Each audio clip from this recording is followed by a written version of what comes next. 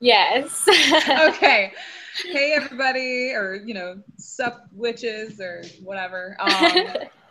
I'm Mairi. You may remember me, or probably not, because we had one viewer on our last video, so you probably don't know who we are. But yeah, it might have been me. I am Mairi. We're of the wit. What might have been you? Oh, the viewer. Yeah. Yeah, because you're watching it go live. Yeah, that could be. Oh well, we'll take it. We're the Witches Wield. We are a group, a very small group, two gals who are into basically all things metaphysical, spiritual, and magical. And we like to talk about stuff. So we decided on this new idea. Anyone out there, again, no one's watching this, who might be a murderino or who listens to the podcast My Favorite Murder. Yes. The lovely, lovely ladies, Karen and Georgia. We have this similar idea for like a My Favorite Haunting format. And so Senna, say hello. Hi. We've each chosen... Am I supposed to speak? What? Oh, I don't know. I think we have a little bit of a delay. I think you're right. It's just like that awkward like pause in news segments when they're like, and out on the street is like Chuck Billman. How you doing, Chuck? You know? Okay, so anyway, Senna and I both chose... There it was again. Okay, so Senna and I have each chosen a spooky story to share with you tonight. And we will probably, interject with each other's and have questions and all that jazz. So have we decided on what we're calling this or no? Okay, so I had this thing in college where I like the name of Fireside Chats. Just whenever you talk about anything with somebody else, like I don't even know why. So for now, at least, I am considering them Fireside Chats. But they're just spooky stories talking about the paranormal. One of the reasons we were so excited about this is that since we have been friends, which has been a while, really long time. Yeah, we have always one of the things that's always brought us together. First, astronomy, but aside from that, sure, the paranormal. So we have our own. I like to call them. You know how they have the hometown murders on MFM. We have our hometown hauntings. So when we were in high school and stuff, we do. Yeah, when we little people, we would go searching for hauntings, and we would be at places we totally shouldn't be. And we've trespassing all the time. Yeah, all the time. Being chased, good times. We were rebels. Yeah, we're no big deal. No, so some people were doing drugs and getting drunk in high school, but we were looking for ghosts. So so that's just kind of what we did. Yep. Yeah, so it's always been something that we've both been very interested in. And I don't know about for you, but I'm very curious, but at the same time, it does terrify me. And so I think of, I don't know if I should mention this, but I think of when I was there last and our little adventure. Our little adventure. Oh my God. A couple weeks ago. We're such wimps, you guys. Yeah, we're so wimpy. Sometimes they're super brave, but we I don't know about you, but I am so drawn to certain cemeteries. There's a cemetery across the street from the library I work at, and all the time I'm just I just want to go in there. It just calls to me, and I don't even know why. And but I don't get a negative sense from it. I feel a lot of positivity from it, or just not negative. I mean, maybe it's neutral, but I don't know. I just want to go. I'm so curious, and curiosity killed the cat. I was probably a cat in a past life. But possible. So we've gone on some adventures, and I thought this was perfect for us because we both are very fascinated by the paranormal. although we're not always the bravest, but sometimes we are. No. Like we will, you know, try to contact spirits if we're in, you know, the safety of my home, like up in a, you know, blessed space. But the second we try to like go on a field trip, it's just kind of like, we're like, this is too real. I can't handle it. Even though we had a literal farmer's market bag full of like protection powder that we made and a black candle, and like we had all of these provisions, and we're still like, nope, can't get out of the car. We need to like pull you and go away. Yeah, it was pretty funny. Like we were on this big expedition and like to find like the right place to like at like 1 in the morning. Yeah. And then we got there and we're like, I'm scared, let's go home. Like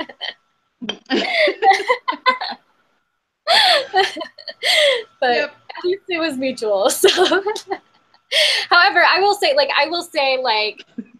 we have gone on some like real ghost adventures before, but also I personally have been a part of like an amateur paranormal club, which I've had some experiences in. So I'm not always a chicken.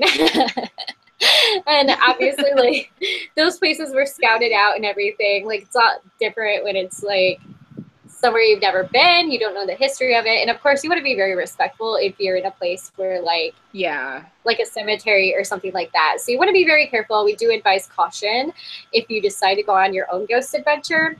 Oh yeah, but, I am by no means condoning like a criminal trespass. Yeah, please don't. I figure we should cover that before someone freaks out on us. So that's a good idea. It's not like a joke or anything, but sometimes we kind of laugh at how like chicken we are. Like it's so bad.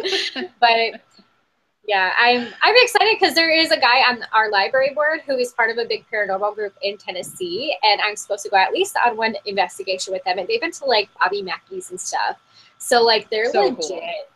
Yeah, they're very pretty cool. Sweet. So I'm jealous. I can't there's wait. Not anything like that around here. Good. You should come visit me, and then we can go on an adventure. I'll come visit you, and then we can have like an at a fireside chat. You know. Yes, exactly. We won't be separated by hundreds of miles. Yeah. So okay, I feel like I'm talking a lot, but I thought I should explain some of that. We do have we have some experience. Sure. We also are probably like some of you who are like freak out because it like. We've mentioned before, we've also grown up in very religious homes. Like, I know, like, my sister, like, I love ghost adventures, but there have been times where, like, my sister was flipping through channels, and she's like, no, I can't. I don't even want to, like, open myself up to that. And it's, but it exists. Like, just ignoring it exists doesn't make it any less real. My mom used to tell me growing up that if I watched scary movies. Whoa, hold on. Uh-oh. Oh no. Okay. I think we might be back. Like I was just seeing your like the screen, like the little dream catcher. I'm like, wait. Where is it? Okay. Everything's fine. Everything's cool. It's all good. It's all good. Anyway, I remember my mom when I was like a teenager telling me that if I watched scary movies in the house, it would literally open a portal for demons to enter the home. Yeah. So it's like, yeah. Anyway. Yeah, and that kind of opens up another interesting thing is like, there are so many beliefs as to what the paranormal is. I know that like from our backgrounds, it's basically just Satan playing around with you, like you know, and that always made sense to me because I was like, well, if I was Satan, I'd be like, hey, watch this will really freak out Johnny, like you know, like I mean it made total sense. Oh my god. Are you okay? Yeah, I'm fine. I'm pretty sure the dog just walked behind the coffee table and just like my iPad. Sorry. Sorry, friends. It's all good. I'm back. But anyway, so that's kind of like how I always viewed it. But like, then there's the question of, okay, is this somebody who's trapped in between the afterlife and now? Is it somebody who chose to be here, who is cursed and they're here? Like, there's so many questions. Yeah. And I think that makes it even more fascinating. Yeah, absolutely. So, but I'm sure we'll get more into that as we tell stories. So, well, would you like to begin? Oh, yeah, sure. Okay. So this elected, it's not necessarily a ghost story. It could be. It's basically a real event that occurred that no one can really explain and might be normal. So this is the mystery of the SS Ourang Medan, I think is how you say it. I'm probably going to mispronounce things. I anticipate it. Anyone watching should also anticipate it. I am not a professional speaker. Okay, cool. So anyway, I'm just going to start from the beginning. Likely sometime in the month of June in 1948, there were several ships sailing the Straits of Malacca, I think it is. This is between Sumatra and Malaysia. And they report all hearing a strange SOS call from an undetermined source. So the SOS was transmitted in two different parts, which were separated by strings of Morse code, which were just gibberish. Like none of it could be deciphered. So it was obviously someone in distress who like couldn't, get like a coherent message through. But the parts that could be deciphered were, quote, all officers, including the captain, are dead, lying in chart room and bridge, possibly whole crew dead. Then there was a long pause, some gibberish, another long pause, and then finally, quote, I die. Yeah. Wait, like present tense, or what? like the, I the die last... or I died? No, I die. Like he was dying. And he's like, here goes. Here's my death. Spark, stop it. Not go through my camera again, puppy. It doesn't smell that interesting, I promise. Sorry, my dog is very curious and she's glaring at me like I just deeply insulted her. Anyway. Uh-oh. Yeah, she's fine. She'll get over it. She has a story to tell. She's been in the woods and she's seen some shit. Yeah, she's a dog. They're very perceptive. Like she's seen some shit. Please don't eat my Okay, so dude's like, I die. Was transmitted. The lines went dead. There was no follow-up. It was just like, shit, this guy is dead, And so of the ships in that area who were American ships who obviously decided to investigate because America is the world police and we're like, oh, I must go, answer the call. But I'm back to like the icon. Oh, you're back. Okay. I hear you. Are you there? If that helps, if that means anything. Okay. Yeah. Okay, good. Can you hear me? Crap. There is like such a big delay. Last time I thought, oh my God. Okay, there we go. Last time I thought the delay was because my computer's really slow, and now I don't think so. I think it's my internet connection. Oh, maybe. Anyway, what was the last thing you heard? Did you hear that 2 American ships were going to investigate? Yeah, I heard everything. Oh, you did? Oh, okay. Okay, cool. Yeah. So, these 2 ships both contacted British and Dutch listening posts to try to triangulate the source of the distress call that was sent out. So they start doing their thing and they determine the distress call's origin, and it ended up being a Dutch fighter ship, so a Dutch military ship called the SS Ourang Medan. Again, I don't know if I'm saying that correctly.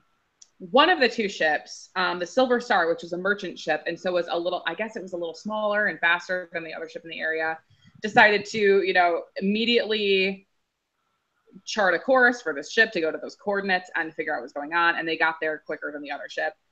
Did I already say this is called the Silver Star? Anyway, it was.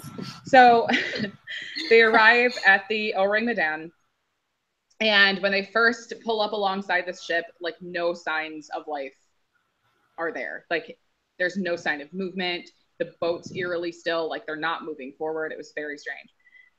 And so they start trying to send a radio signal to this ship. They're trying to radio, they're trying to send Morse code, like nothing is getting through. And so finally the captain of the Silver Star is like, we have no other option. We have to board and see what's going on like first person.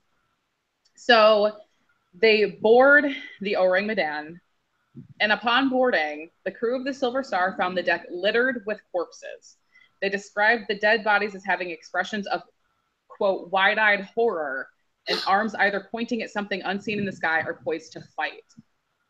Not even the ship's dog survived. His body was found reportedly still on his feet. Oh my God. Yeah. Like petrified? And like he was frozen, still on his feet, and he was like, his face was like, his lips were curled in a snarl. It was a basilisk. Trying to fight something. Yeah, right? Yeah. It could have been. Like, I don't see why not. Serpents can chill in water. You know, he could have been in the ocean. Oh my God. So, yeah, it's pretty ridiculous. So they continue scouring the ship. They find the captain on the bridge, which, you know, is to be expected, I guess. And the remainder of the bridge officers were found in the wheelhouse in the chart room. They found the radio operator, the one who presumably sent the distress call, in his station.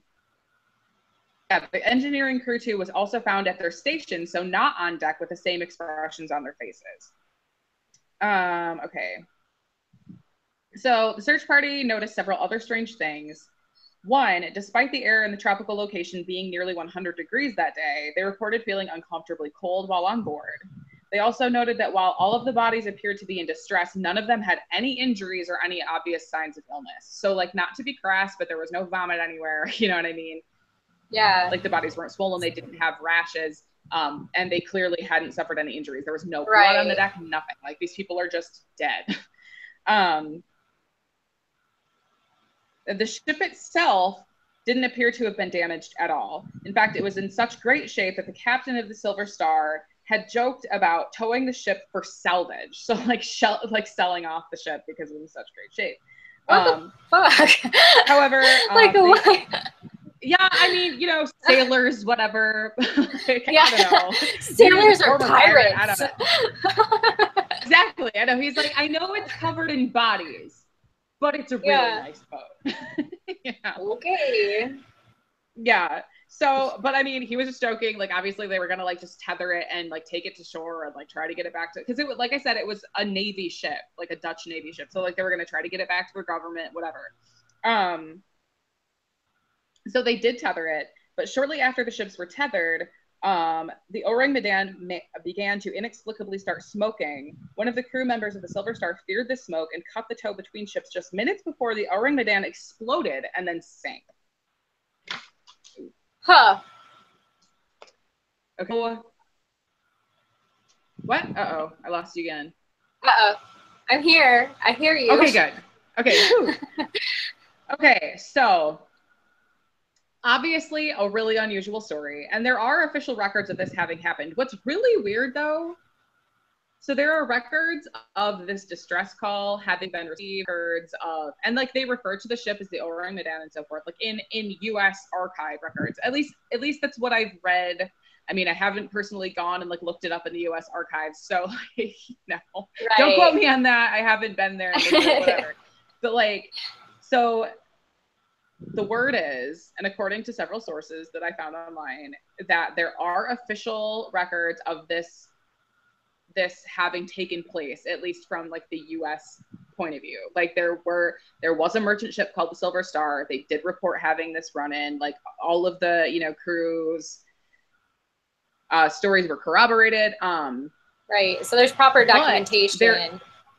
I wonder where there's archive. It's probably in some library somewhere. Probably. But like apparently there is no longer, and I say no longer because lots of people actually feel it gets into one of the theories that come up later, but like a lot of people think that the Dutch military like erased the record of this ship because they don't have a record of any ship ever existing by that name. And so, yeah. So there is some skepticism there. Like there are accounts of this happening, but there is no official record of this ship, or at least by that name, existing. So some people, and there are a lot of people interested in this, I've discovered online when I was doing some research for this. There are so many people who have, like, they're very passionate about their theories about what happened.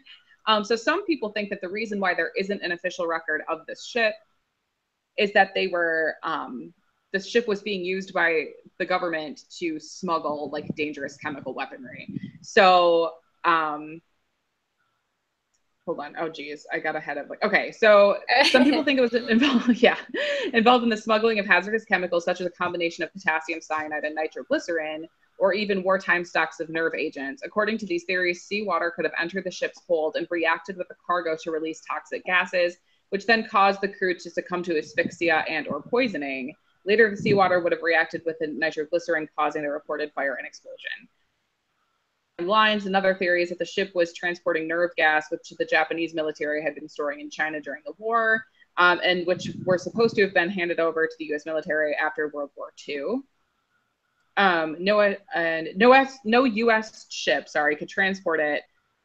So some people believe that this is actually like a U.S. government conspiracy, that they used this foreign ship to transport dangerous chemicals as, to kind of like hide it from, right, other countries, as like a cover up. What would then become the UN. And so basically their theory along those lines, it kind of leads into the other one. People basically believe that they were poisoned. Like people who like lean toward the more scientific, side of the spectrum, or like the more, they believe that they were just like inhaling, dangerous gases, and they died from poisoning or suffocation, and that was the end of it. And maybe like these gases caused some sort of hysteria, which caused their fear and the expression of their faces. However, there are some holes in that theory. Like obviously, I mean, aside from the obvious that they're, like the record doesn't exist or whatever, and that they don't have the actual ship, the Ourang Medan, to like inspect, they couldn't see what it was carrying. But still, it's oh my God, I was just gonna say that it's not a theory that can really hold water. That was an unintentional it just popped into my brain. Nice. Dad. Okay. So anyway, so obviously there are a lot of people out there that speculate that this whole thing was the result of paranormal phenomena, especially because, these crewmen, their faces were turned to the sky. They looked horrified, and they all seemed to be looking at the same fixed point. I don't think I mentioned that before either. Like, so it was a basilisk. I'm telling you, it was allegedly totally they basilisk. all appeared to be looking at the same thing. Yeah, it really could have been. I don't know. So that's really it. That's the mystery. No one really knows what happened for sure. Like, obviously, a lot has been lost to time. Also, this is not really related to the story itself, but I thought it was really interesting that, like, so this area that they were sailing in is really close to the Marshall Islands, which very recently was discovered where Amelia Earhart's plane went down, which is also like a huge mystery. Yeah. Correlation was really interesting, that there were these weird things that happened in this general area. So I don't know. I guess some people could even speculate that there's something akin to Area 51, or not Area 51. God, the Bermuda Triangle. Like the Bermuda Triangle, yeah. But yeah, a lot of people believe that it's. I said the Bermuda Triangle. Exactly what you said. Sorry, it like broke up. I'm sorry. So yeah, that's it. Super spooky, super confusing. And apparently like a lot of the members of the Silver Star, like, I don't, they considered it to be like a very dark but like profound spiritual experience as well, because they were so convinced that there were, inexplicable or like supernatural forces at work in what they witnessed when they reached the Ourang Medan. So I wonder, it's hard to say, but why nothing happened to them, like, or like, I don't know, like why didn't anything happen to them personally, or unless like it had, depending the timing between like where they were located, if it was like they just didn't travel to that location specifically, like whatever it could have been. It could have, like, I wonder even if it was like something in like air pressure or something like, but the looks on the faces is what, like, you know, like all that stuff. Right. But was that a solid account? Those things were like solid accounts of what happened, or was it like hysteria? Like, I wonder, or I wonder what it was, or like if there are any more stories from that specific area that have had experiences like the Bermuda Triangle where like something unexplained has happened, you know? Or is this just kind of like its own? Oh man, you're breaking up really bad. Oh, sorry. Uh-oh. Do I have you back? I don't know. I don't know. It's hard to say. Yeah. Breaking up is hard to do. Are you able to like switch your iPad to like the LTE or something? You know? This iPad isn't on like a plan or anything, so it really okay. I could switch to my iPhone.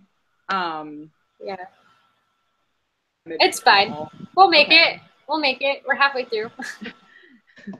Okay. It seems like maybe it's working out anyway.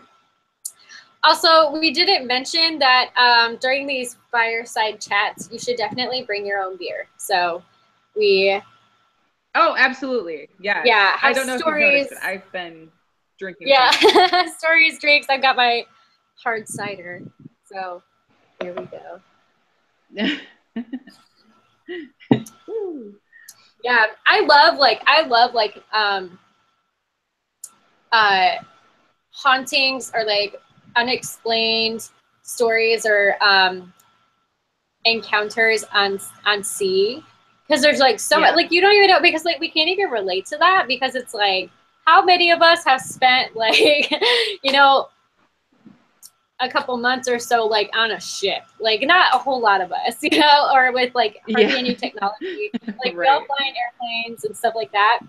So like the Bermuda, like I have a book on the Bermuda Triangle that I got from like a used bookstore that I love. Like it's so fascinating, but I think all those things are so interesting. They are. I think they're pretty fascinating. Yeah, but that was a good one. Should I go now? Uh-oh. Okay, you're back. No, you're back. You hear me? You keep like breaking up. I swear it's gotta be my... Are you sure you don't want me to try to switch to my phone? I mean, if you want to, we can do like part 2 and I'll do my story on part 2. Okay, sure. Hold on. Let me make sure that I can, because every single time I try to connect with Senna on this Google Hangouts thing, God, I sound so old. This Google Hangouts thing, this newfangled. I have technical difficulties because apparently I am a very old woman on the inside. Okay, I think I have to download the app. If it's any consolation, like, well, yeah, I'm using my laptop and then I'll be using my iPad for my story, but like I didn't have an iPad until like a couple weeks ago, so I like went to the store, to the Verizon store, and they were like, look at all these cool toys. Oh, you get a government discount. You get all these for free. And I was like, oh, okay. Like I was even planning on getting a new phone, and I walk out with like a new phone, an iPad, a speaker, like, and I'm not usually one of those people that falls for those things, but I got a good deal. Like it's very sweet. Yeah. So. Yeah, like when I got my iPhone, I got, what the hell? Oh, sorry. It's being slow. You can try, there's a Google Hangouts app. Okay, I see like, so if you see me looking up, I'm just going to explain this to the world. Like, if you see me looking up at my windows and stuff, like, I've had quite the experience this week with bees, not bees, but like wasps. And last summer, my apartment got infested with wasps.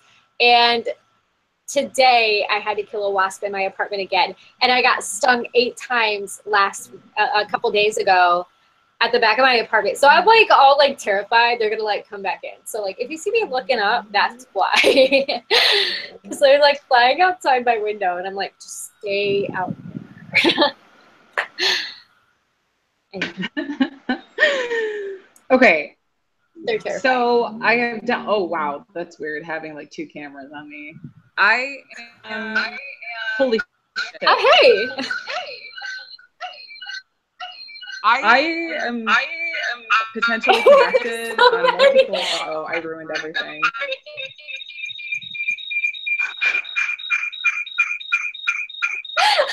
Hold on. I'm gonna hang this one up. Did it work? Yeah. Whoa, that was crazy. Okay. There was like a demon in your phone. Like that was like. There was a demon in your phone. That was creepy. That was creepy. Okay, so that was really cool though that I was able to do that. I just switched over to my iPhone. Sorry if anyone was watching and you thought that I briefly became possessed by the devil or some sort of other entity that would, fall in line to, with our theme though, I suppose. So we thought we would just demonstrate for you. Yes. Like, this is what it's like when you get possessed. Ah! Oh man. All right. Should I go? Yeah. Okay. So, first of all, disclaimer, like I will probably mention Ghost Adventures a lot because I love like Ghost Adventures. Yeah, I'm like a Ghost Adventures junkie, and like most of like the hauntings and things like that, like the best stories I know are from Ghost Adventures or like they've done on Ghost Adventures. So like I will probably always encourage you to like, hey, if I've seen an episode of this, like you should go watch it. So the one that I want to talk about, like it's one that, okay, so I moved to Tennessee about 2 years ago, and I'm a big hiker, and I also do like full moon hikes. So like when there's a full moon, like sometimes we'll have a hiking group like out of Nashville that will go and just like hike on a full moon. That's so cool. I didn't know that. Yeah, so sorry, that's awesome. So you can't judge people on their Facebook because you don't know. Yeah. Jeez. I tell this to my family like all the time. But anyway, so sometimes I do that. Like I don't do it every month, obviously, because I have like my rituals and things like that. But sometimes I will. A couple times a year. So especially like when I've gone on my full moon hikes, this is a story that like, it's one of the first stories that like people told me when I moved to Tennessee. And like, we have a book that I wanted to grab from the library where I work. I checked out this book to like actually get the backstory about this because like I had seen an episode about it on Ghost Adventures, and I think they've been there twice. Whenever I'm like doing these like night hikes with people, they're just like, yeah, I'm kind of like afraid of this whenever I'm out, we're out in the woods at night, but it's better when you're with a group of people. And so I'm like, okay, do you know what I'm talking about? I think I do, and I'm really excited. Okay. I want to hear what you think it is. Are you doing the Bell Witch? Yes. The Bell Witch Cave? Yay! Yes. I was hoping that you would. Oh, the Bell Witch, and it's like everybody knows about it here, and it's like even people that like don't even believe in ghosts or whatever, like they believe in the Bell Witch, and like they're afraid to be out at night, and like they're afraid to like be out by like woods and things, and like. I'm like, shit, let's go. Like, like I want to see for myself. So also like the paranormal group, the professional one that I was talking about, like they've been I'm sorry. They've been there a couple times. But hi. You gotta go. She's like, I've got a story for you. Can you sit? Can you sit?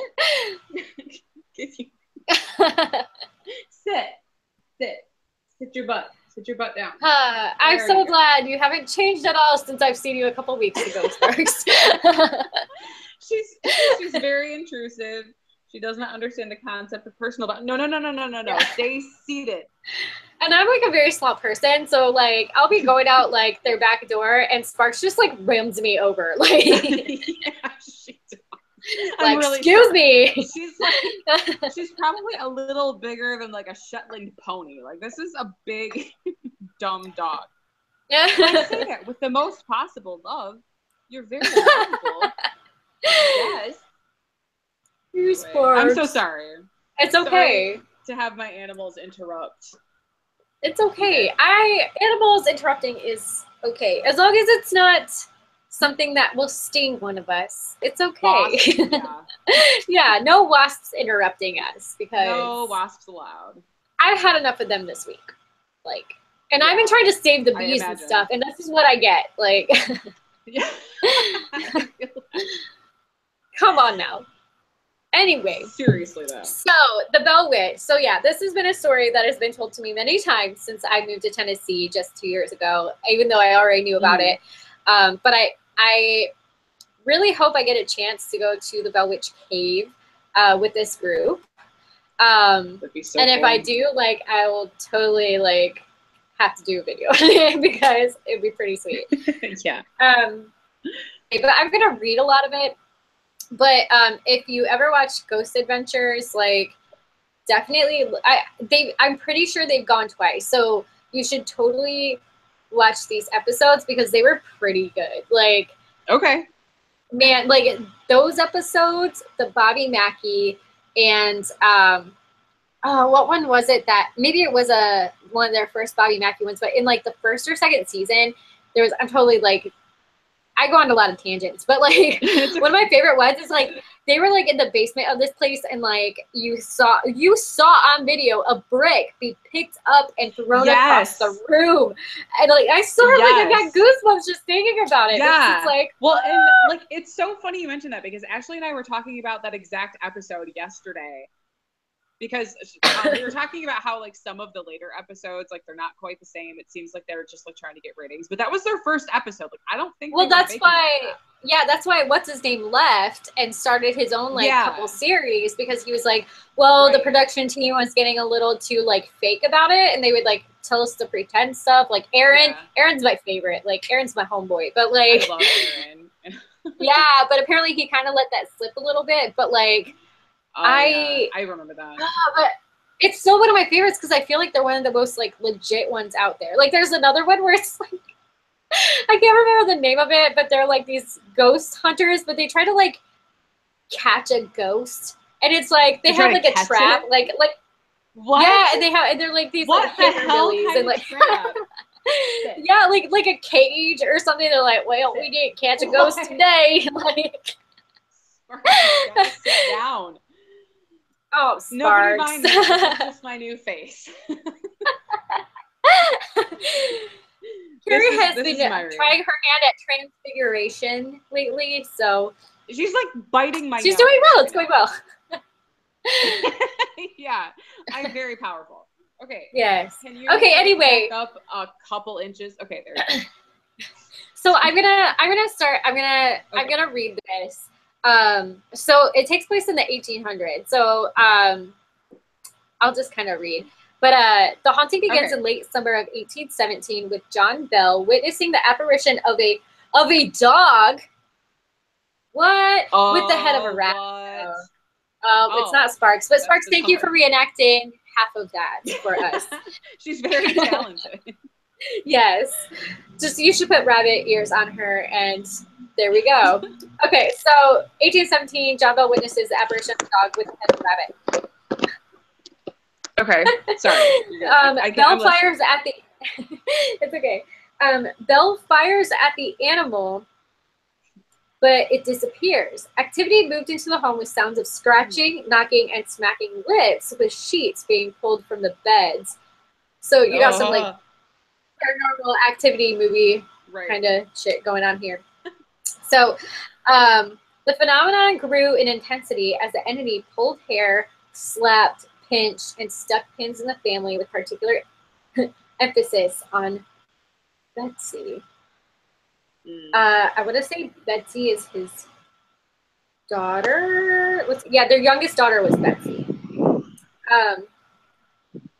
Sorry, I'm. What is going on over there? I'm sorry. Okay, I was sitting on the floor and my butt was going numb.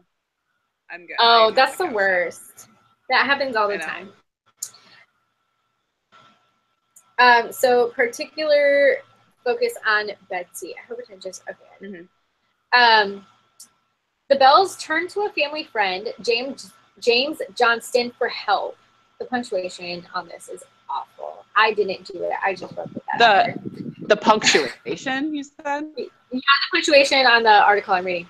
Okay, anyway, after retiring for the evening at the Bell home, Johnston was awakened that night by the same phenomenon.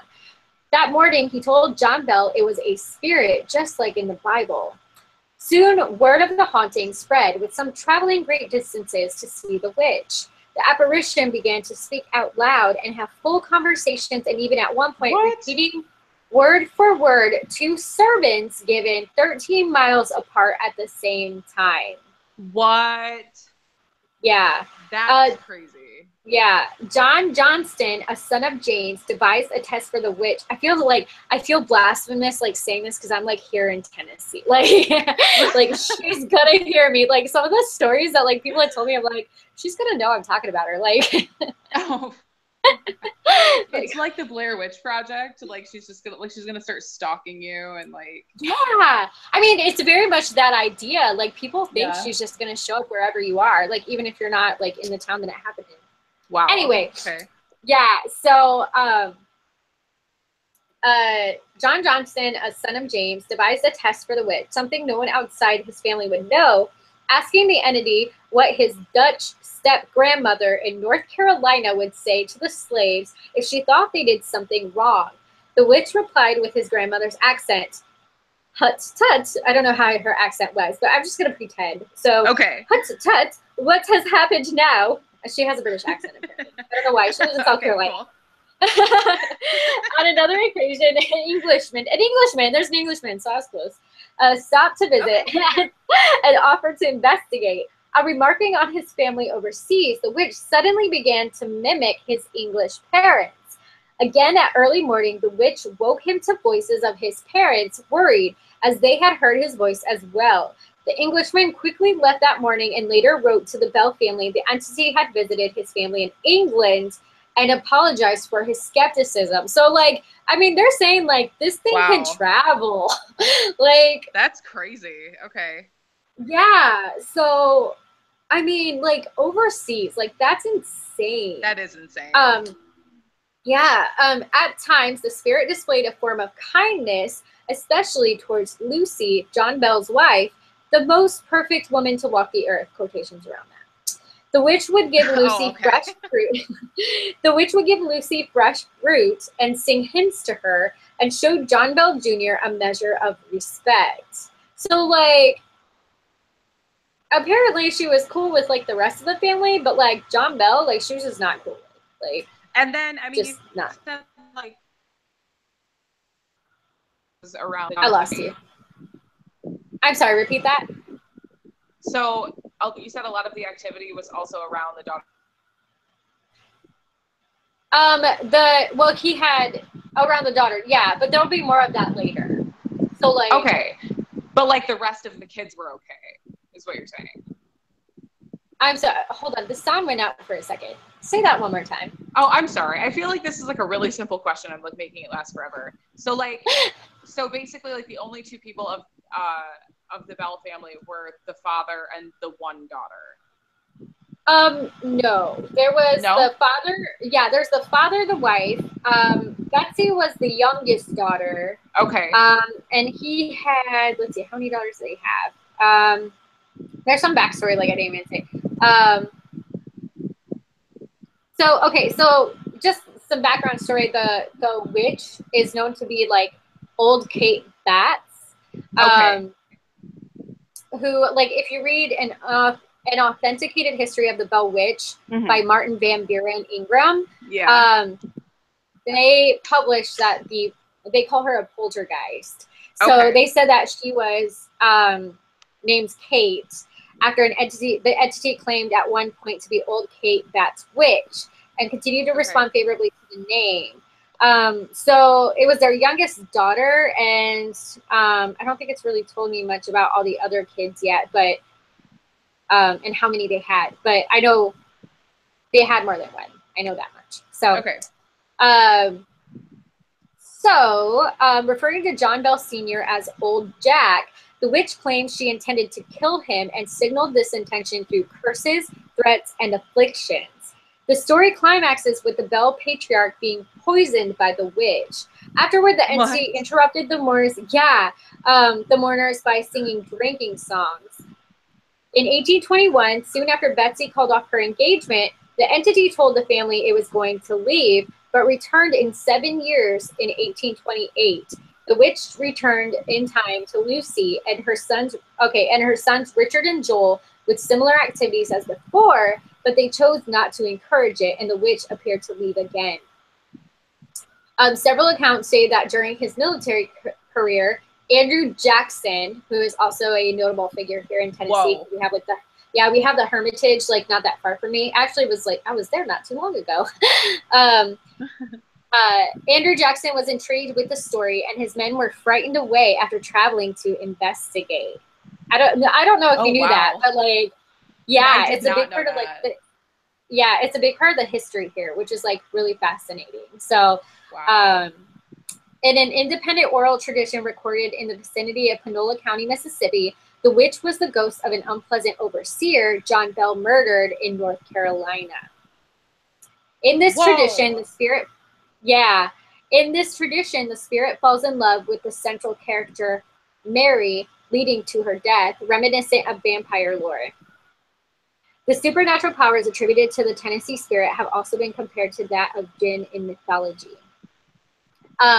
So some stuff from like what I remember from what I read in like, there was a book that like my director gave me when I first moved here because she found out that like I love paranormal, like anything. And like, I'm just generally like interested in basically things I can't explain. Like, like I'm just a very curious person.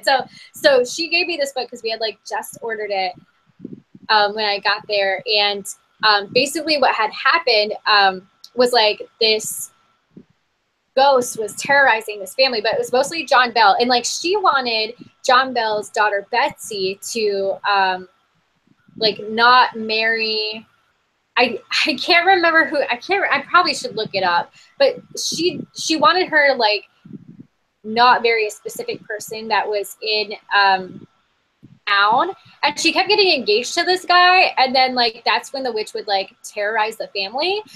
But supposedly, so John Bell ended up getting really sick, and nobody could explain it until very close to the time that he actually died. The Bell Witch appeared again and told them like, "Oh, I've been poisoning him at night. I've been poisoning his medication that he's been taking." Oh my God. Yeah, it's like creepy.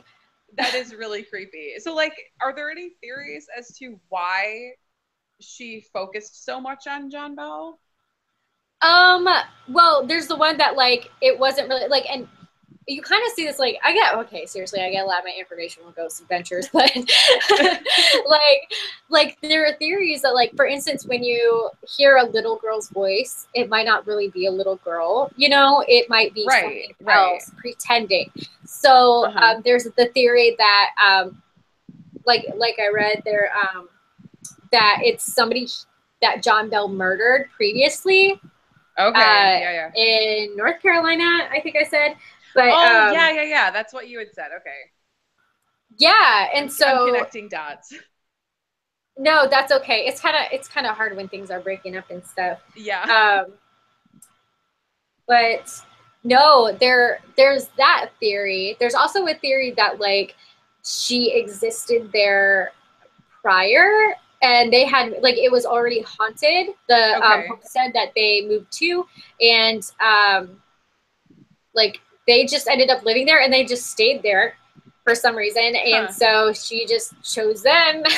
And like she kept telling him that like she didn't want his daughter to marry this guy, and he kept like letting her get engaged and plan the wedding, and then like and I don't even know why. There's I believe like previously I had like read that there was this theory that like she was actually in love with the guy that the daughter kept getting engaged to.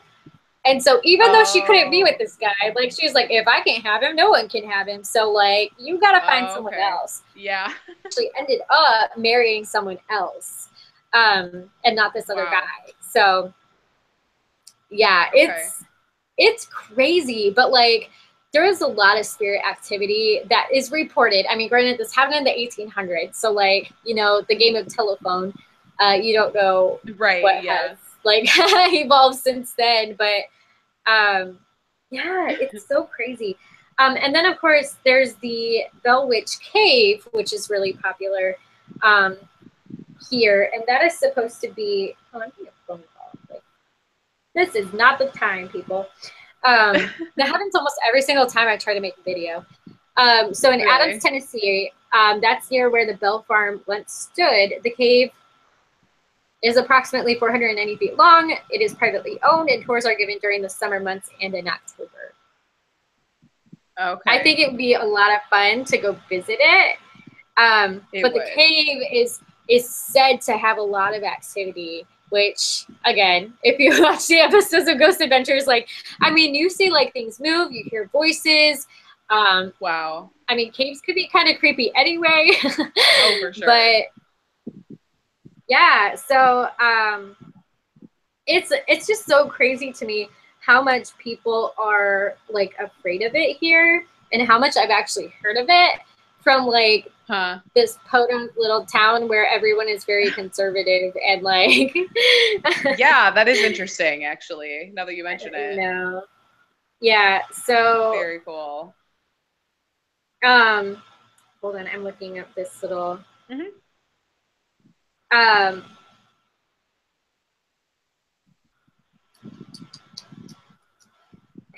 is the Bell Witch just a takeoff of the Blair Witch? Somebody had asked. But the Bell Witch has been in existence for almost 200 years, of course. So the mention of the Bell Witch was actually made in one of the pre-release documentaries, but the stories are entirely different than the Blair Witch. So like some people might get the two confused, but they're not the same thing because one is a lot older than the other. I remember when the Blair Witch came out and like I was so fascinated by it. Like it sounded so creepy. Well, and they had claimed it was real. No, totally. We just found these tapes in the woods. It's totally legit. And then it was, you know, not. But it was a very clever marketing play. Yeah. I will say that some people thought an eccentric lady named Kate Batts was behind the disturbances, but no available records suggest that Mrs. Batts was connected to the disturbances.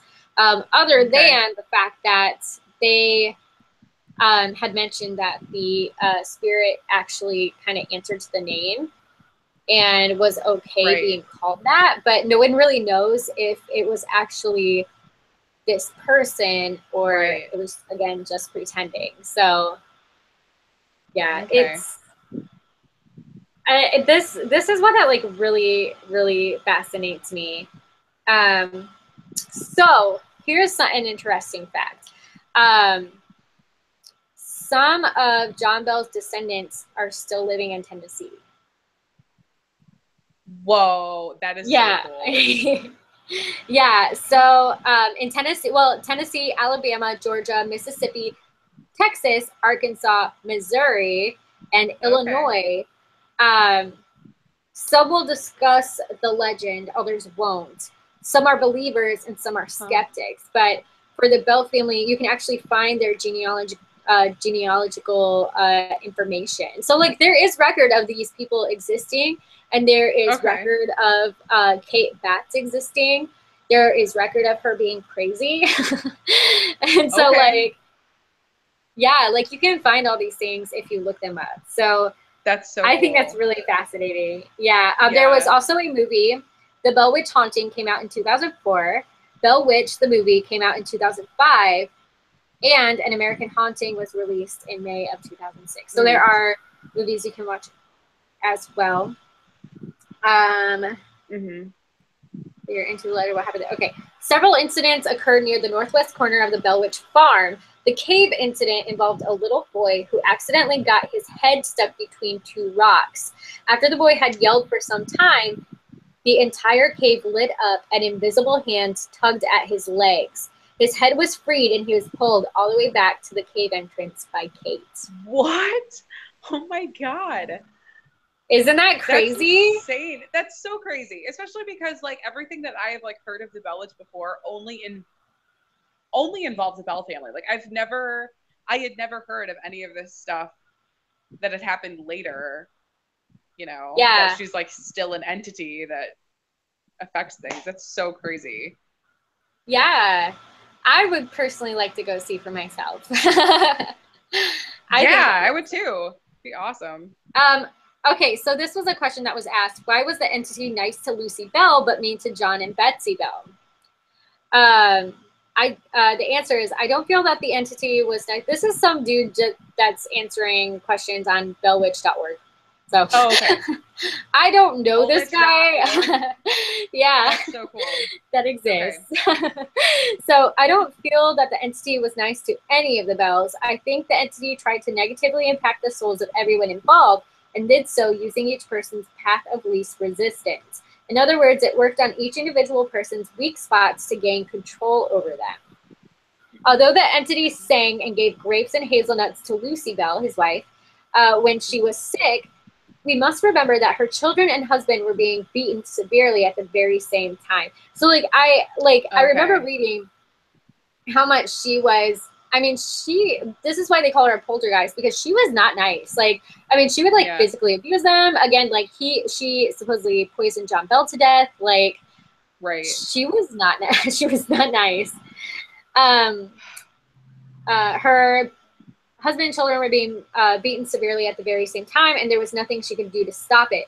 Being forced to eat grapes and hazelnuts, which were allegedly delivered by the same hand that beat her husband and children, is hardly considered nice. Let's explore further. Let's. Yeah. Mrs. Bell reportedly was a strong woman, hard worker, and had given birth to 7 children. Wow. Okay, so they had a lot of kids. It would be absurd to say that she wasn't in good physical condition or that she had a low threshold for physical pain. John Bell Jr. was a big man, supposedly standing at 6'3". He was a military man and fought in the battles of Horseshoe Bend and New Orleans. It would be absurd to say that John Bell Jr. wasn't in good physical condition or had a low threshold for physical pain. The entity never physically abused Mrs. Bell or John Bell Jr., but abused them emotionally by forcing them to watch other family members being abused relentlessly. Okay. That I can totally agree with. That's a good point. Yeah, that's a good point. I hadn't considered that. Yeah, the strongest attributes of Mrs. Bell and John Jr. were their bodies. It is only logical that emotional trauma, as opposed to physical trauma, would inflict the most pain on them. Now let's contrast Lucy Bell and John Jr. with John and Betsy Bell. Mr. Bell was nearing 70 years of age, well beyond his physical prime, and did relatively little physical labor on the farm. They owned slaves. Betsy Bell was only in the prepubescent stage when when the abuse started. She hadn't done much physical labor and had yet to give birth to a child. John and Betsy Bell made easy physical targets for physical. That's only around physical, not targets. For the entity, because their physical strength and pain thresholds were much lower than their emotional thresholds. Hence, physical trauma would inflict the most pain on them. The path of least resistance, or weak point, is emotional in some people and physical in others. The entity followed whatever path it needed to take to inflict pain and negatively impact everyone involved.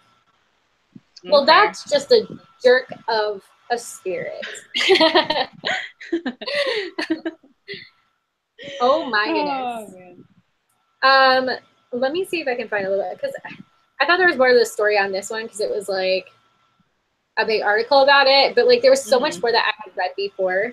I didn't really do my homework because I am a bad person, but oh well.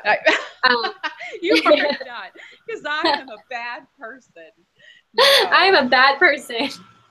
I spent all day on a bus giving books to kids. That's why. I spent all day teaching children I about am the importance of literacy.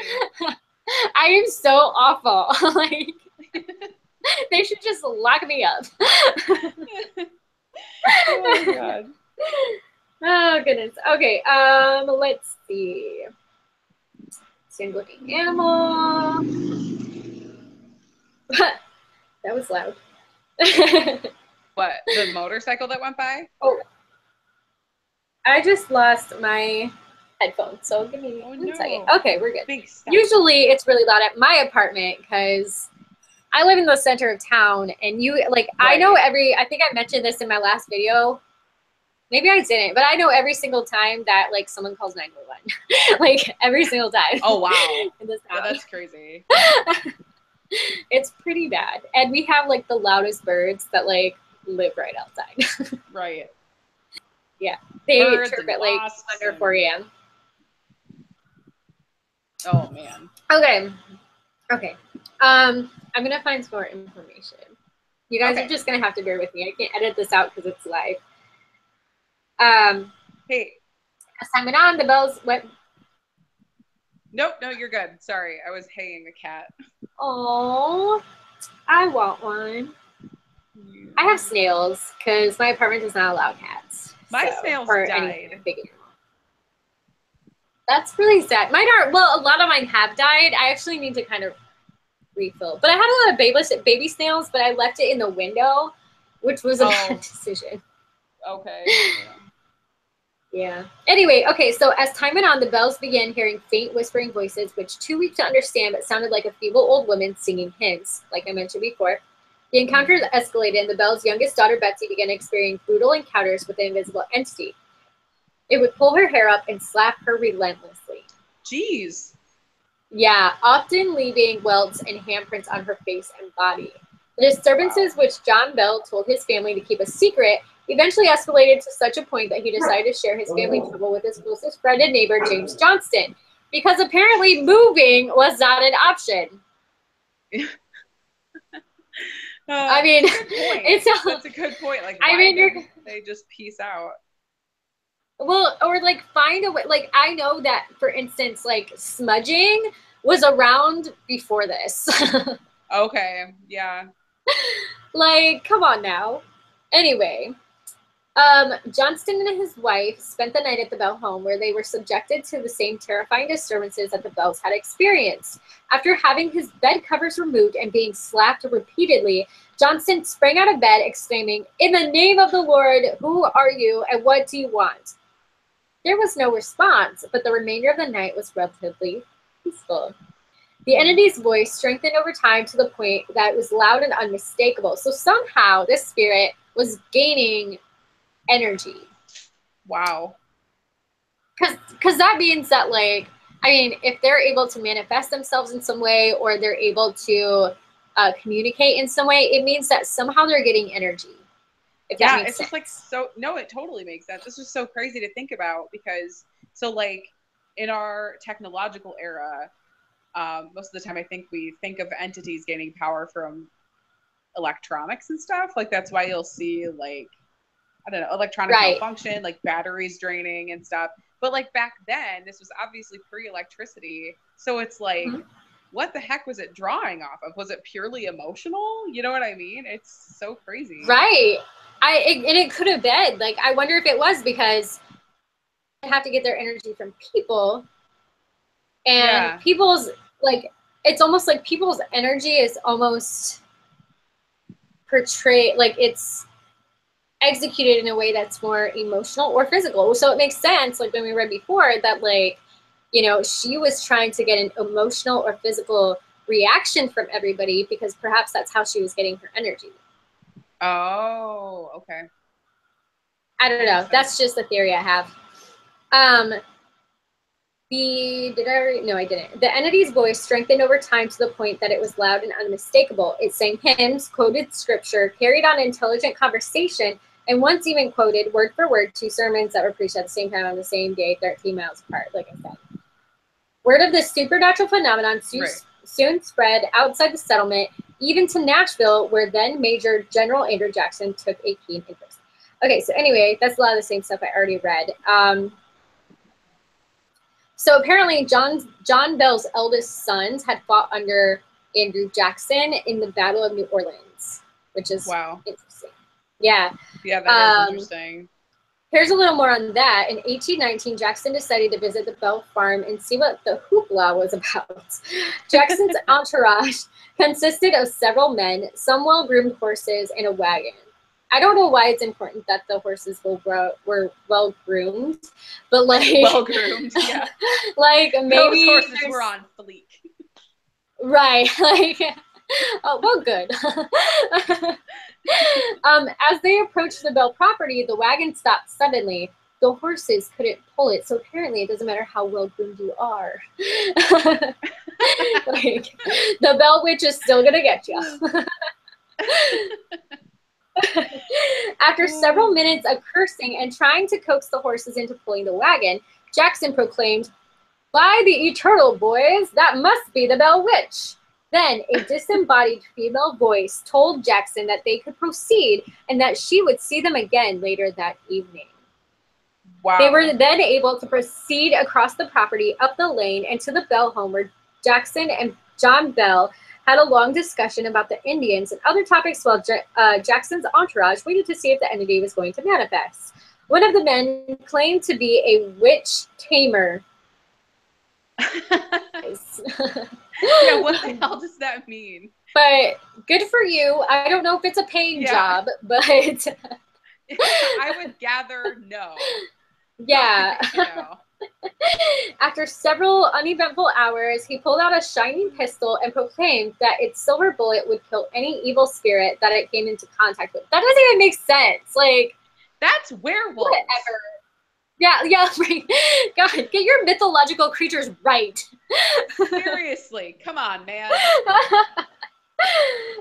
He went on to say that the reason nothing had happened to them was because whatever had been disturbing the Bells was scared of his silver bullets. Yeah, right. I'm sure. I'm sure.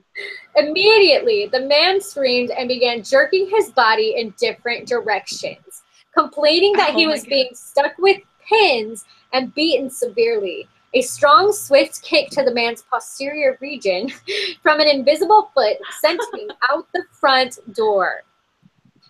Angry, the entity then spoke up and announced that there was yet another fraud in Jackson's party and that he would be identified and tormented the following evening. Oh my God. Okay, this spirit is really good at like creating suspense. Like this spirit should have like written novels because like I'll tell you later. You need to write a self-help book for other spirits.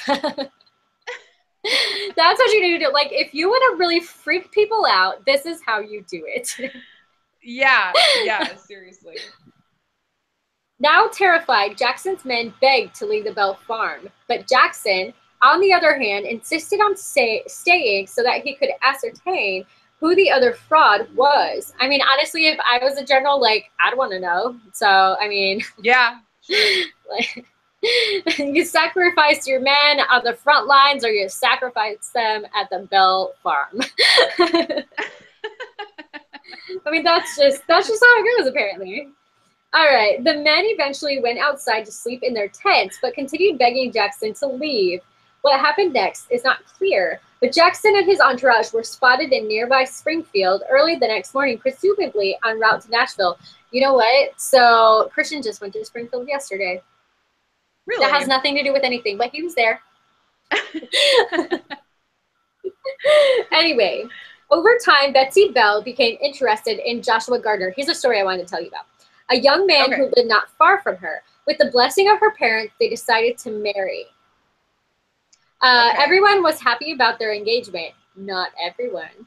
Well, almost everyone. The entity, for reasons unknown to this day, repeatedly told Betsy not to marry Joshua Gardner. That's so weird. Normally, in a normal person's life, it's usually their parents that tell them not to marry someone, but not for Betsy. For Betsy, it was the Bell Witch. Anyway, Betsy and Joshua could not go to the river, the field, or the cave to play without the enemy taunting them persistently. I don't know how old they were, but like that's just funny. That is funny. Because we all just like go out and frolic in the fields with our yes. fiancés and partners. Their patience finally reached critical mass, and on Easter Monday of 1821, Betsy met Joshua at the river and broke off their engagement. The disturbances decreased after Betsy ended the engagement, but the entity continued to express its dislike for John Bell and vowed relentlessly to kill him, as we knew. Bell had been experiencing episodes of twitching in his face and difficulty swallowing for almost a year, and the malady seemed to grow worse with time. By the fall of 1820, his declining health had confined him to the house, where the entity commenced removing his shoes when he tried to walk and slapping his face when he experienced seizures. Her loud, shrill voice could be heard all over the farm, cursing and chastising old Jack Bell, as she often referred to him. What a bitch. Seriously. John Bell breathed his last breath on the morning of December 20th, 1820, after slipping into a coma the day before. Immediately after his death, the family found a small vial of unidentified liquid in the cupboard. That's what I was talking about. John Bell Jr. gave some of it to the cat, which died instantly. Oh my God. Seriously, that cat didn't do anything wrong. I know. What did he do? The entity then spoke up, exclaiming joyfully, "I gave old Jack a big dose of that last night, which fixed him." John Jr. quickly threw the vial into the fireplace, where it burst into a bright bluish flame and shot up the chimney. There are like illustrations here, which are like kind of fascinating. Oh my God. You can't, I'm sorry. Yeah. Cool. So John Bell's funeral was one of the largest ever held in Robertson County, Tennessee. As family and friends began leaving the graveyard, the entity laughed loudly and began singing a song about a bottle of brandy, because that's what everybody does at a funeral, right? It is said that her singing didn't stop until the very last person left the graveyard. The entity's presence was almost non-existent after John Bell's demise, as if its purpose had been fulfilled. In April of 1821, the entity visited John Bell's widow, Lucy, and told her that it would return for a visit in 7 years. The entity returned in 1828 as promised. Most of its visits centered around John Bell Jr., with whom the entity discussed such things as the origin of life, civilizations, Christianity, and the need for a mass spiritual reawakening. What? Makes sense. What? Oh yeah, you're like, the chick okay. My dad, but let's talk about like things that nobody else wants to talk about. Yeah, seriously, like, okay, the ghost that killed my father now wants to come discuss philosophy with me? Like, what? Yeah, like you want to be all like chummy with me, like, and I'm like, sorry. No, like you're gonna have to go through your post-mortem existential crisis by yourself, because like you killed my exactly. Yeah. And just an FYI, you're dead too. Can you just like accept that? Seriously. Yeah. I'm sorry, this is like super long, but this is like a really good post that I probably should have read from like the beginning, but it's interesting. Okay, so anyway, the entity said farewell after 3 weeks, promising to visit John Bell's most direct descendant in 107 years. Whoa! I didn't know about this. Yeah, the year would have been 1935, and the closest living direct descendant of John Bell at that time was Nashville physician Dr. Charles Bailey Bell. Dr. Bell himself wrote a book about the Bell Witch, published in 1934. I have to go read it now. No follow-up was published, and Dr. Bell died in 1945. The entity that tormented the Bell family in the Red River settlement almost 200 years ago is often blamed for unexplainable manifestations that occur near the old Bell farm today. The faint sounds of people talking and children playing can sometimes be heard in the area.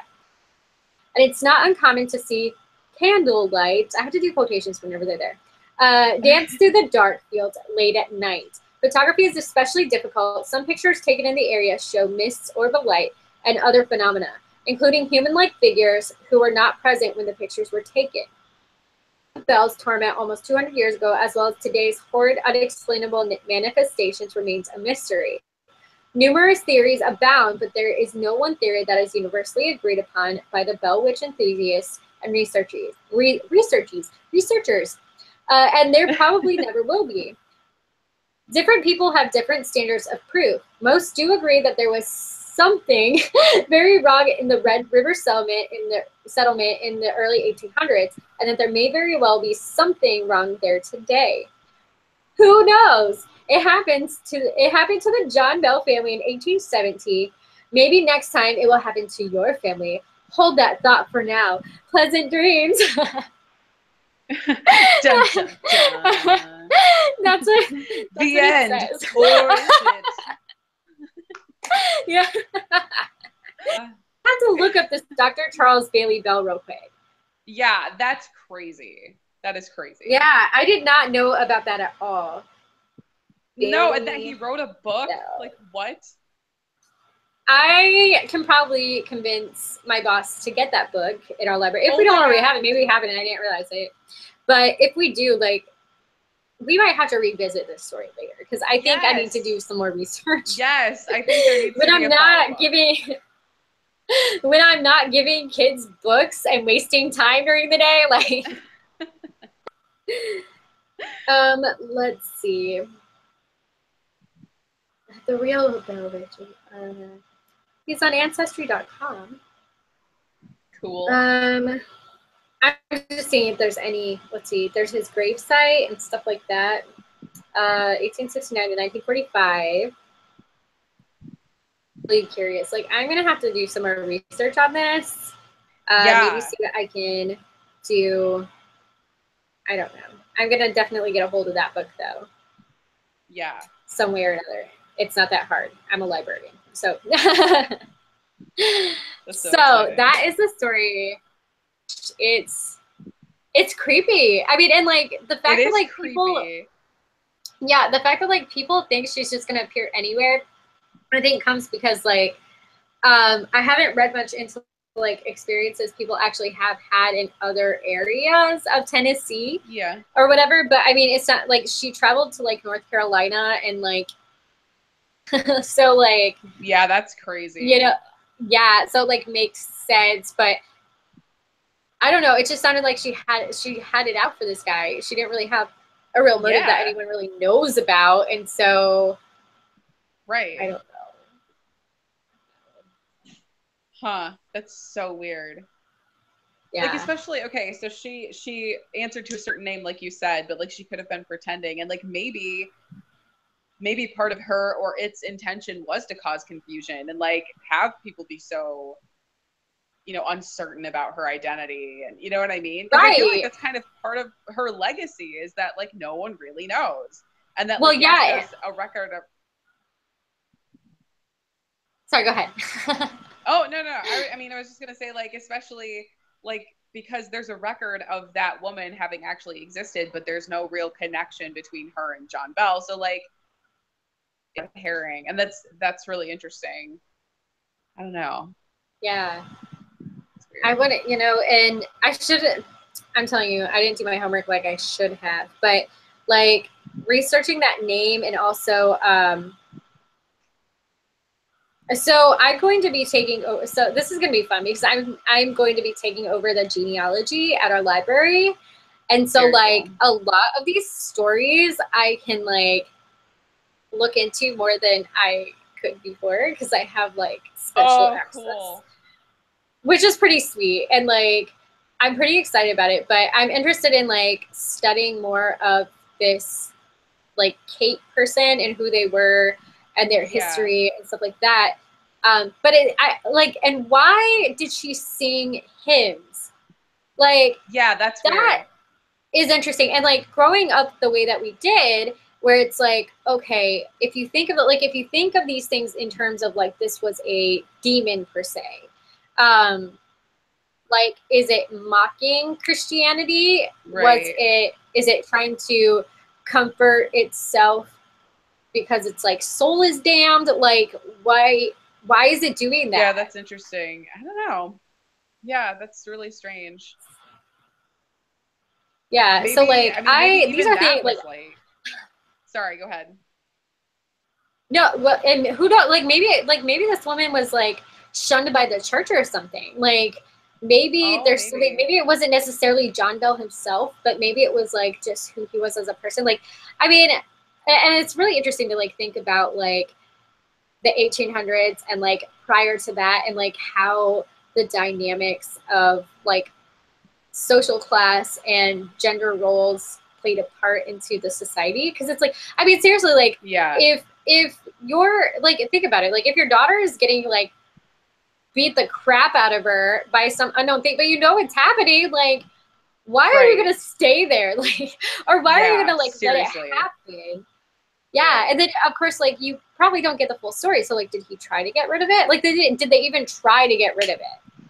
Yeah, that's a good. Yeah, who really knows? I have so many questions. Like, what would they have done? I know, seriously.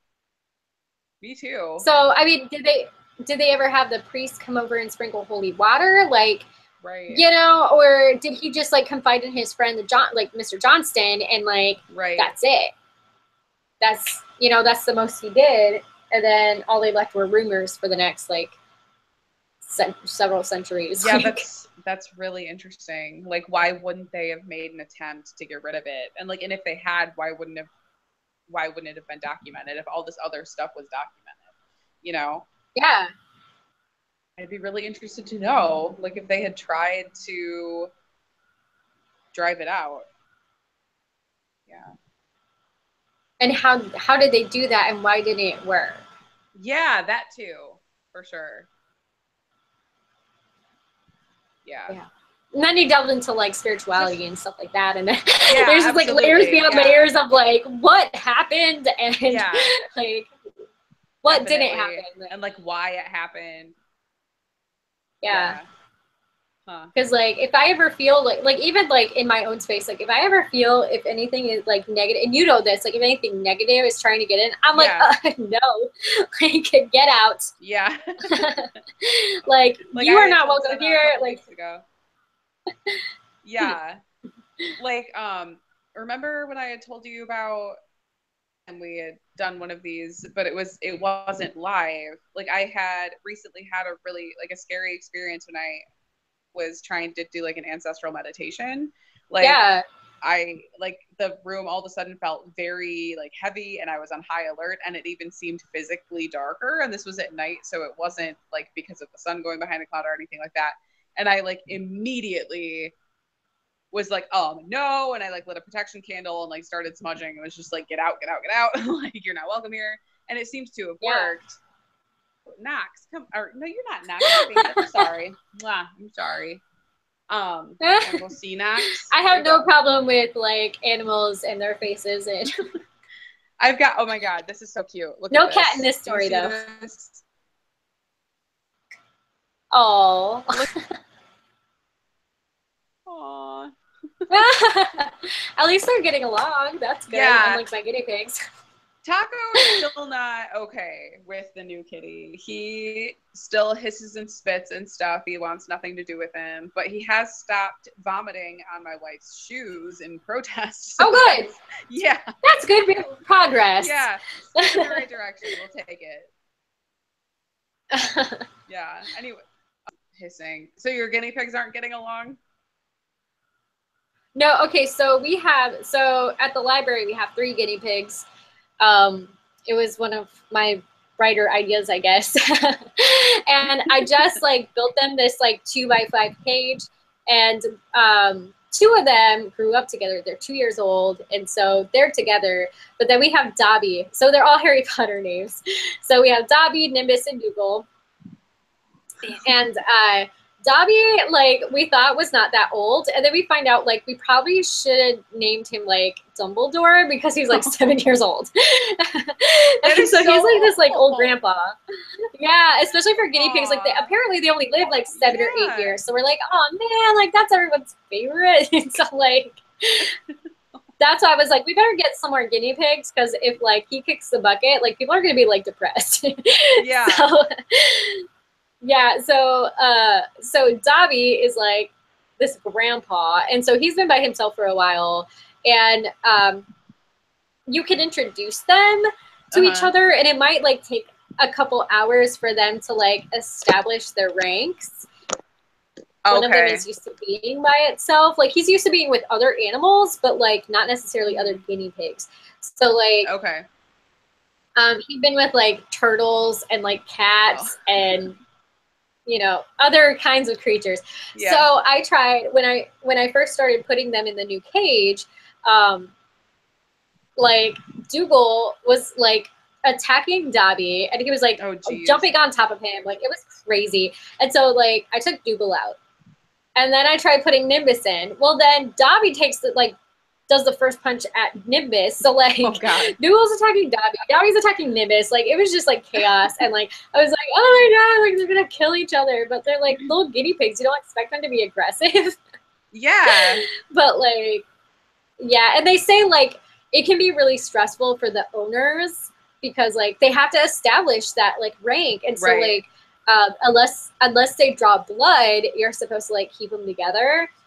Okay. But it was like the end of the day. Like I had already stayed longer than I was supposed to, and so I was like, we'll try this again in a little bit. So let everyone else get. So I put Nimbus and Dougal in the new cage and whatever. But yeah, so man, it has not been going well with Grandpa. So. Aw. Anyway, poor Grandpa. Yeah. So poor Dobby. And Dobby is like, I mean, Dobby is the cute one. Like I want to get one that has like the little fluffy ones that have like the crazy hair and stuff. Like if Dobby like passes away, which he will like any day, like which is sad because we haven't had him that long, but we didn't know how old he was. And I don't even know why his owners. It was from one of my like daycare providers. Like she had just posted on Facebook like, hey, anyone want this guinea pig? And I texted one of my coworkers, I was like, hey, library pet? And everyone was on board. Oh, poor Dobby. Yeah, so yeah, but I might get another one if he passes away, but we'll see what happens. Yeah. But anyway, so yeah, no, that was a long answer to your question, but no. They have not been getting along very well. It's been very stressful for me. I bet it has. Aggressive guinea pigs. I mean, animals get so set in their ways. Like, I don't know. These cats. Like, okay, so I'm used to having 2 cats. I didn't think that stepping up to having 3 cats would be that much of a difference. But it is. And like, especially because the new cat is a kitten and he's very playful and very, he acts like he's on crack. Like he speeds around. And I mean, it's adorable, but he'll also just like sink his little tiny kitten needle teeth into my skin out of nowhere for no reason. Right. And it's like, he thinks he's playing and I'm like, holy shit, that really hurt. So no, he's stinking up the joint. I love the little brother. Man. He's a smelly cat. I've been smelly cat. Yes, I've been singing "Smelly Cat" to him all the time, like since we've got him, because he smells so bad. Usually, like, and they'll that song. Until now, it has so much truth to it. Yes. And until you get them fixed, like, they will be hyper. Fixed. Like. Isn't he only 2 weeks old? 2 months old. Oh, I was like, who fixed a cat at 2 weeks? Plus, that's like a big ass cat for 2 weeks. No, 2 months. Like, so he's still a kitten, but he's pretty independent already. Like he, likes to do his own thing. And I mean, he came litter trained, which is great. And that's a blessing because like I said, he's very smelly. And if it was not contained, problematic, right? But it's probably he's adjusting to the change and the diet and all of that, and he's probably a little stressed out because of all the change, and so that might have something to do with it. But have you guys taken him to the vet yet? He's going tomorrow. That's right. That's what he said. So. Yeah. So you just go in there and be like, dude, this thing stinks. Like, this do cat something. smells terrible. What can we do? There's a smelly cat in the fur. Yeah, in the fur. Yes. The song Smelly Cat was prophetic. It was about this cat. Exactly. In the future. Yeah. Oh man, that's pretty great. Anyway. Yeah, like a menagerie over here. Yeah. So sorry that was like I will be much more organized next time. Hey, it's cool. I actually dug it. I liked you. Like, it was fun. Yeah. Like, I don't know, kind of experiencing things at like the same time too. Like, that was kind of fun. You'd be like, oh my God, this. And it's like, oh. So, yeah. That was totally fine. Yeah. Well, and I'm kind of pulling from like what I read, what I had previously read, and then what people had told me in stories. And again, like the fact that it's like I go on these night hikes, it's a full moon, like the energy's high, and then it's like people are telling me they're afraid the Bell Witch is gonna just like come out of the fucking forest when we're like right there, like in the forest at night. Like it's just kind of like, okay, like welcome to Tennessee. Like, oh my God. All right then. So yeah, I wish there was something that cool in Michigan, or like some sort of, I don't know, lore that was that prevalent in Michigan. There's really not. Yeah, I remember like, well, yeah, because we looked at this, like there's this website that we used to like refer to like back in high school. Yes.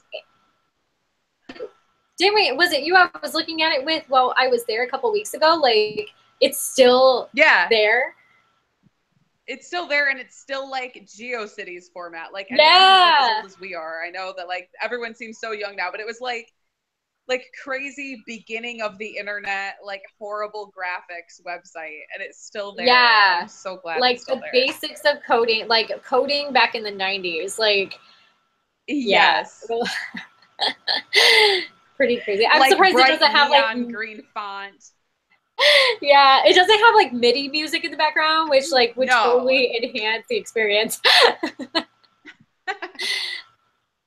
Yeah, sure. But yeah, so I'm excited. Like we have so many like ghost stories, and like this stuff like fascinates me so much. Me too. So we'll have to like share some of our experiences on another video. Because we've had some like, especially that crazy one I shared on the Spell Club, like. Yeah, at the cemetery. That's like that is the one story. Yeah, that's the one story like I always share with people. Like this is my top ghost story. Like, and I experienced like I was there. It happened. I'm not joking. Like insane. Too, like I can corroborate it. Oh my God, we should do maybe the next fireside chat we do should just be like about that experience and about that place. Like we can like recount the story, and like we can like try to look into the history of it if we can find any record or anything.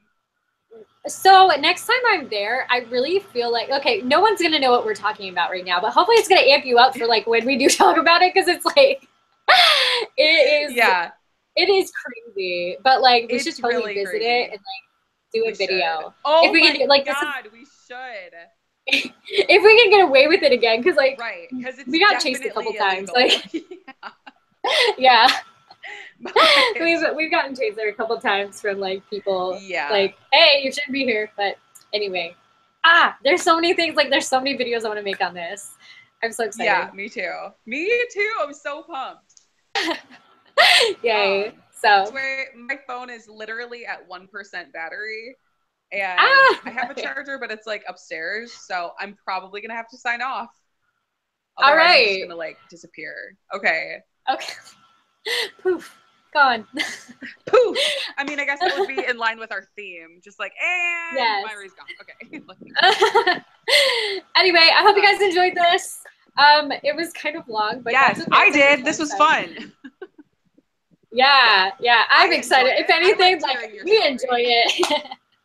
Thanks, I enjoyed hearing yours. So anyway, all right. See you next time. Always bring your own beer. We need a tagline, man. Oh my God, that's it. Okay, I think that our opening should be "Sup Witches," and then our tagline signing off should be like next time bring your or something. Never mind. You know. That broke up. Oh, did it? Probably because your battery's dying, but we'll discuss it later and we'll surprise the masses of viewers that we have. Yes. The multitude of people. Okay. Yes. Okay. Bye. Bye.